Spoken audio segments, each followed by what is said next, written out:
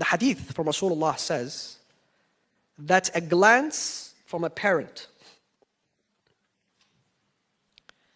that instills fear in their child's heart without a reason. You know what its punishment is? 75 smacks on the Day of Judgment. No, I'm joking, it's worse. Allah subhanahu wa ta'ala will make that parent afraid on the Day of Judgment.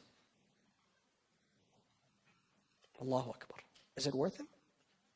Yes, to discipline your... I'm not against disciplining your children. Sometimes you look at them in a way that is meant to discipline them. You speak to them in a way that's meant to... Why? Because you want to protect your kids. You as a parent, you have to protect your kids.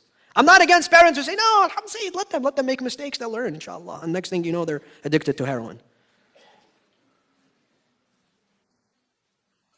But while you give... Listen to this. This is the most important thing for me to say. While you give them that glance, make sure they know it is out of love and compassion.